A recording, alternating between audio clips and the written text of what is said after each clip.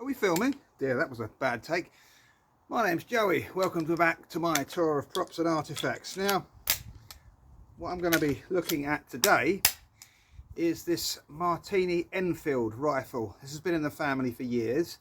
I did do a video on it over the weekend, and I know a lot more about it now. So that video struck off. That video's gone. It's sacked. It's fired. You won't see it again. It's gone. So what I'm going to do is I'm going to talk about the very, very cool details on this rifle. There's lots of sword deflection points on it. Okay, there's two, but they're very cool. But as I say, this has been in the family for years. So I think it's time to actually kind of look at some of the details and the history of it. So let's take a closer look, shall we? So first of all, thanks to the internet, this brass disc, I managed to find a lot of information out about it. So on the top there we can see what looks like a 10 and a 90. Well, I think it's very likely the first digit is a 10 and the 90 is probably a 98, which means October, 10th month, 1898. The 50 there was the regiment, and RGA stands for Royal Garrison Artillery, and 85 I do believe is the rifle number, so that's rifle number 85.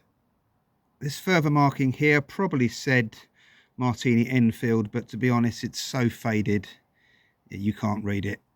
Plus we have the condemned mark here, I think, or words to that effect. The army have let it go. This star pattern here, this stamp, means yeah, it's been let go. I don't think you should fire it after that. Any other markings have been pitted and sadly lost to time. We have another condemned mark at the top there, and a lovely WD War Department stamp there with the broad arrow mark above it, which denotes it as British government property, War Department. So moving along to the butt, we have our first sword deflection mark. There we are. I think that suspiciously looks like the deflection of a sword. If you're not convinced, look at the next one.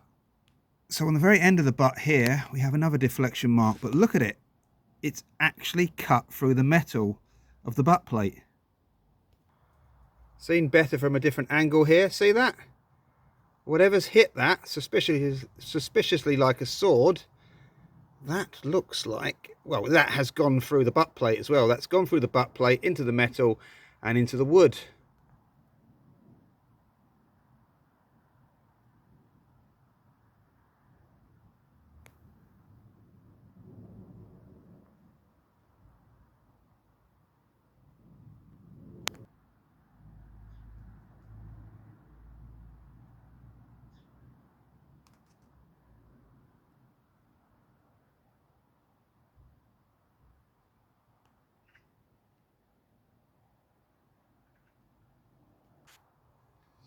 So this was known as the Carbine, which is the shorter of the Martini Enfeild rifles. This could sometimes be used on horseback, and the sword deflection marks are very likely a product of using it like that, which is pretty cool. So a little bit of history that I found out recently on these is that they were rechambered to take what we know as a 303, a Lee Enfeild bullet, and for years my dad always told me this was the wrong bullet for the gun, but he knows. But I recently found out that these were rechambered in 1898 to take the 303. So this gun rifle probably dates from 1898, if not a little bit after that, and was very most likely used in the Boer War. What I should have done is I have a gun holster from the Boer War.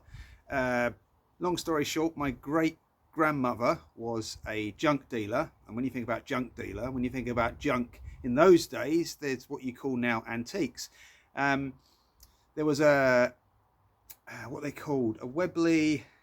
It's not the Webley 4. It's the 455 Webley, but it's the bird beak handle, which I can put Webley green. There we go. It's a Webley green holster. And my great grandmother gave it to my father in the 40s, and she was always adamant that it came from the Boer War. So, you know, and in those days, there were collectors, but not as big as it is now collecting this kind of stuff, you know. So take it with a pinch of salt, but I do believe it is from the Boer War because it's, I don't know, it doesn't carry as much sensationalism there. I don't know, maybe it was just as carried as much awe and sensationalism as it does now. But there you go anyway, so that's from the Boer War. So yes, the Martini Enfeild. It's been in the family for years. It's always been hanging on the wall when I was growing up, and now it hangs on the wall in my house. So yeah, I just wanted to consign this to history, and mainly so I don't have to go back and remember what that brass plate is all about. Thank you, internet, for telling me much more about this rifle than I knew. For years I thought it was a Martini Henry carbine, but it's actually a Martini Enfeild carbine. And yes, it could sometimes be used on horseback. So if this was on horseback, I imagine it'd be a nice leather case on the back of the horse. So there you go, consigned to history, the Martini Enfeild. Yes, I keep saying that slowly because in the last video I kept calling it the Martini Henry, and I couldn't get past the word Martini, which was really starting to annoy me. So anyway, without further ado, see you later. Take care, and thanks for taking a close look with me.